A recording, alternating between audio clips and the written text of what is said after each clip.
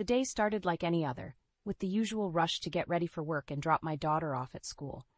But as I sat down at my desk, surrounded by fabric samples and design sketches, my phone rang. The caller ID showed an unknown number, which I almost ignored, thinking it might be another telemarketer. But something urged me to answer. "Is this Jenna?" a hesitant voice asked. "Yes, speaking." "I'm sorry to inform you there's been an accident. Your parents." The voice trailed off, but I didn't need to hear the rest to know my world had just crumbled. I remember asking for details, my voice sounding so distant, as if someone else was speaking.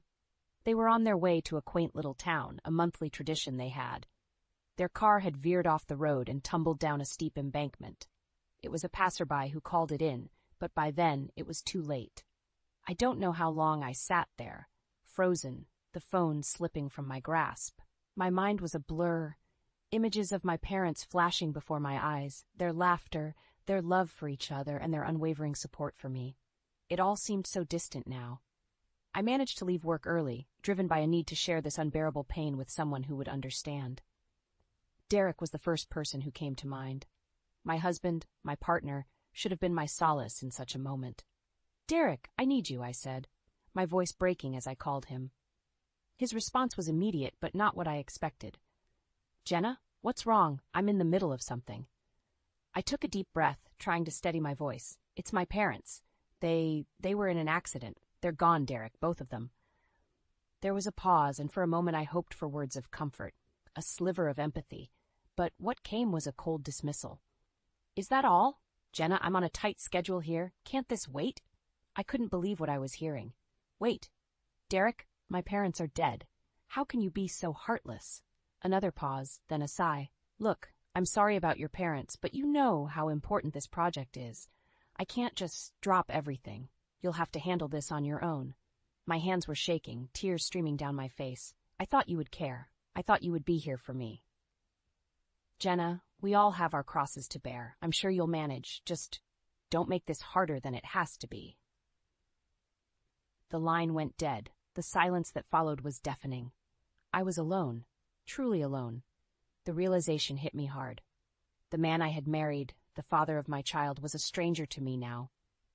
I thought back to the days when Derek would have dropped everything to be by my side. Where had that man gone? How had our love turned so cold and distant? But I had no time to dwell on these questions. I had a funeral to plan, relatives to inform, and a daughter to protect from the harsh reality that her grandparents were gone. As I set about these tasks, a resolve began to form within me. Derek's indifference, his blatant disregard for my feelings, had opened my eyes. I couldn't depend on him, not anymore. This tragedy had not only taken my parents, but had also stripped away any illusions I had about my marriage.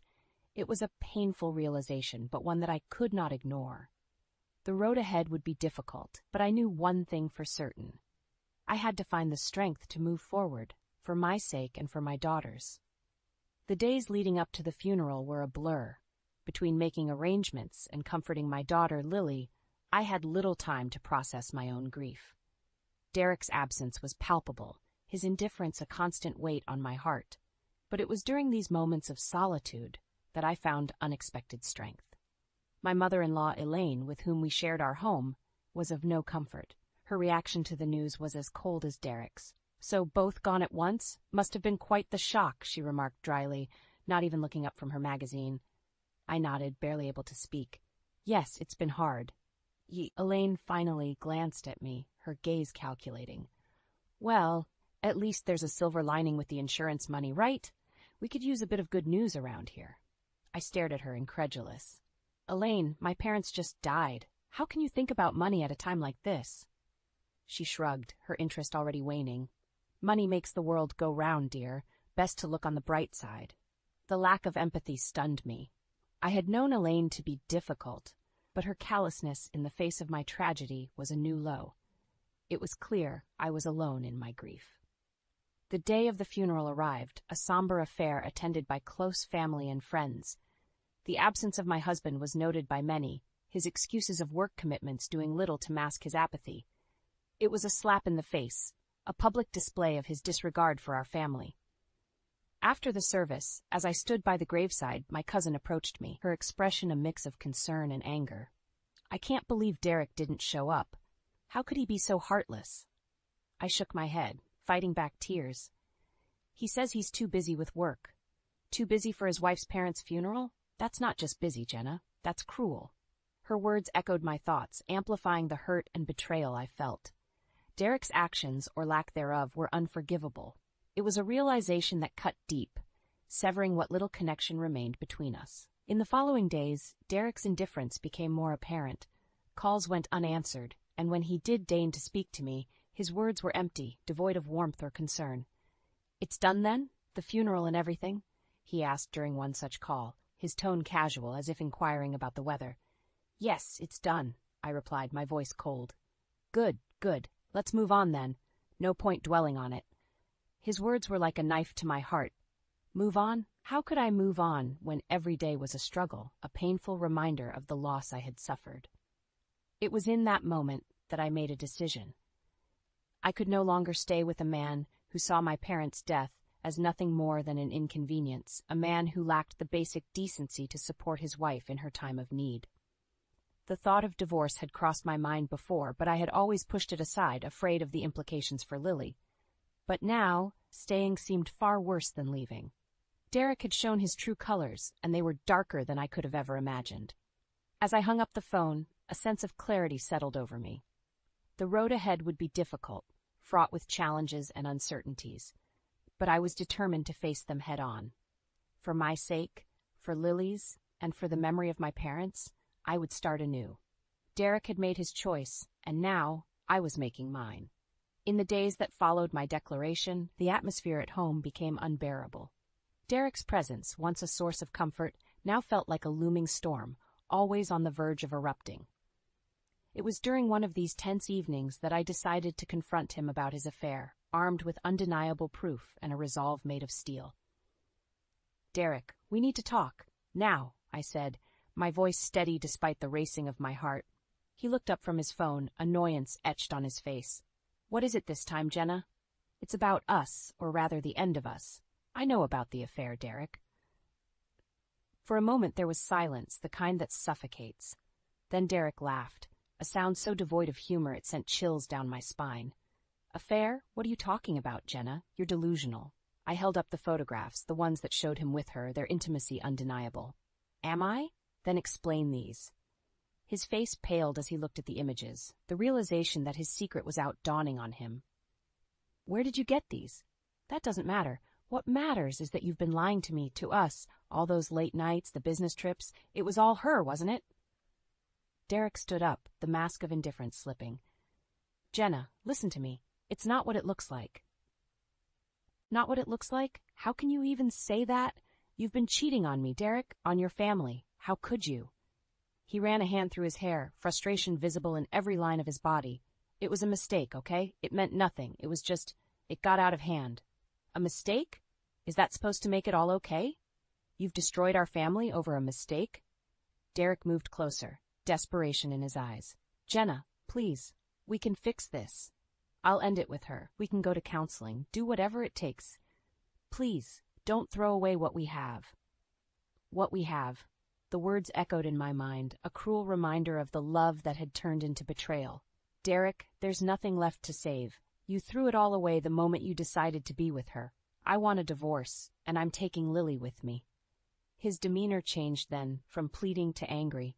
"You can't do that, Jenna. I won't let you take my daughter away from me." "Your daughter? When was the last time you even spent time with her?" "No, Derek, I'm going to make sure she's safe and loved, something you obviously can't provide." Derek's anger flared, his voice rising.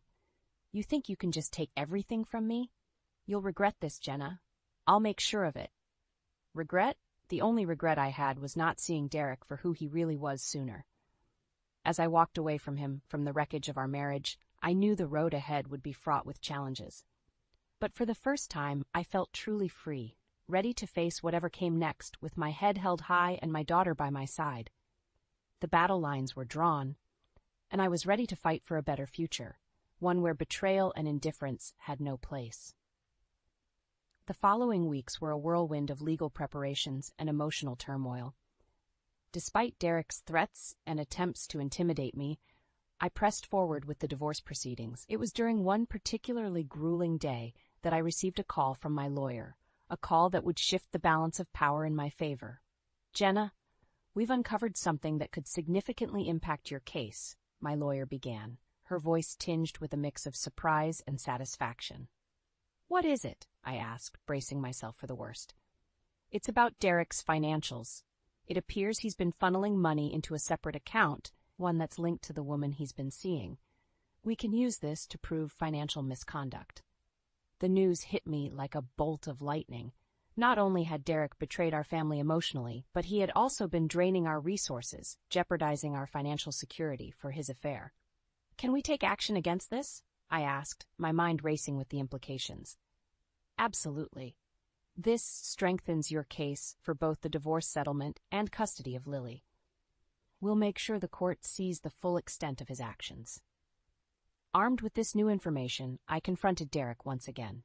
This time, I had the upper hand, and I was determined to use it to protect myself and Lily.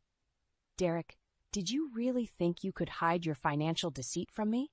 From the courts?" I asked, watching as he struggled to maintain his composure. "What are you talking about, Jenna?" he replied, attempting to feign ignorance. "Don't play dumb with me, Derek. I know about the money you've been siphoning off for your affair. It's over. You've lost." The color drained from his face as the realization set in. For the first time I saw a flicker of fear in his eyes, fear of losing everything he had taken for granted. "You can't prove anything," he stammered, but his voice lacked conviction. "Oh, but I can, and I will. I'm going to make sure you pay for what you've done, not just to me, but to Lily. But I see you've endangered her future for your selfish desires." Derek's demeanor shifted from fear to anger, a dangerous glint appearing in his eyes.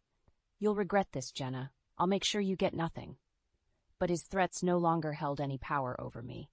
I had the truth on my side, and I was no longer the woman he thought he could control and intimidate. "No, Derek, it's you who will regret it. I'm going to expose you for the liar and cheat you are, and when this is over, Lily and I will be free of you and your deceit." As I ended the conversation, I felt a sense of empowerment wash over me. For too long I had lived in Derek's shadow, subjected to his lies and manipulation, but now the tables had turned. I was ready to fight back, to reclaim my life and secure a safe and happy future for Lily and myself. The battle was far from over, but for the first time I felt confident in my ability to win. The courtroom was charged with tension as Derek and I faced off, surrounded by our respective legal teams. The proceedings had been grueling, but today was different. Today the focus was on Derek's financial deceit and his affair, the evidence laid bare for all to see. "Mr. Thompson, can you explain the purpose of the separate account to which you've been funneling funds from the joint account you share with your wife?" the judge asked, his tone indicating he'd heard enough excuses. Derek cleared his throat, his usual confidence nowhere to be seen. "Your Honor, it was for investment purposes. It has nothing to do with the allegations my wife has made." "Investment purposes?" my lawyer interjected, her voice dripping with skepticism. "Is that why there are multiple transactions linking this account to a Miss Rachel Foster, the woman Mr. Thompson has been having an affair with?" The courtroom fell silent, the weight of the accusation hanging in the air. Derek's lawyer attempted to intervene, but the judge waved him off, his gaze still fixed on Derek. "And Mr. Thompson, how do you respond to the charge of financial misconduct, specifically the misuse of marital funds for the benefit of your affair?" Derek's response was a mumbled denial, but it was clear to everyone in the room that his defenses were crumbling. The judge leaned forward, his verdict ready. "Given the evidence presented, it's evident that Mr. Thompson has engaged in financial misconduct, jeopardizing not only the marital assets, but also the financial security of his daughter. This will be taken into consideration in the final settlement." As the judge announced the decision, favoring me significantly in both the financial settlement and custody of Lily, Derek's face was a mask of defeat, but it was his whispered words meant only for me that marked his true downfall. "You've won, Jenna. Are you happy now?" I met his gaze, my response calm and resolute. This was never about winning, Derek. It was about doing what's right for Lily. You brought this on yourself. The courtroom emptied, leaving Derek to grapple with the consequences of his actions. But the victory was bittersweet. While I had secured a future for Lily and myself, the path to get here had been fraught with pain and betrayal. In the days that followed, the fallout from the trial became apparent. Derek's professional reputation suffered greatly, his misconduct in both his personal and financial dealings a public spectacle. Rumors swirled, and soon he found himself ostracized, his career in tatters. As for me, the fight had taken its toll, but I emerged stronger, more determined.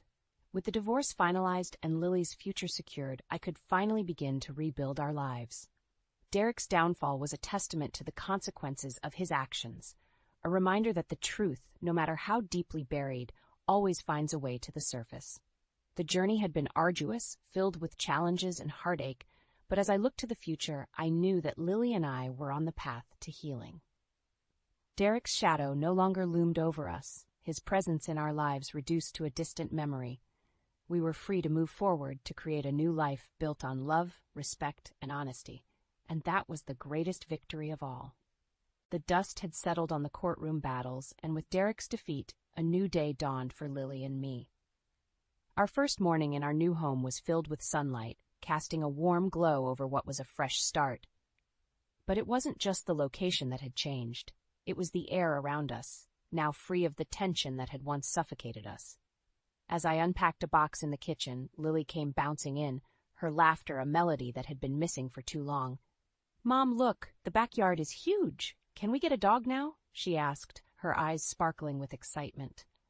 I smiled, the idea taking root. "You know, that's a wonderful idea. We'll need a bit of company in this big place." Her hug was tight, filled with a happiness that radiated from her. "I'm going to name him Buddy." The simplicity of the moment, of planning for a pet, felt like a luxury after the turmoil we'd endured. It was in these small, peaceful instances that I found profound relief and hope for the future. Later that day, I sat down at my new desk, the view from the window overseeing the sprawling backyard where Lily was already imagining adventures with Buddy. It was time to refocus on my career, to rebuild not just our personal lives, but also the professional success I had put on hold. As I drafted emails and planned projects, my phone rang. It was a call from an old colleague, offering congratulations and a proposal for a new, exciting project. The tide had turned, and where there had once been uncertainty, opportunities were now opening up. "Jenna, we've all heard about your strength and determination. It's inspiring, and honestly, we need someone like you to lead this project," my colleague explained, her words sincere. Accepting the offer felt like the final piece of the puzzle clicking into place. My career, which had once taken a back seat to marital strife, was now a source of strength and independence.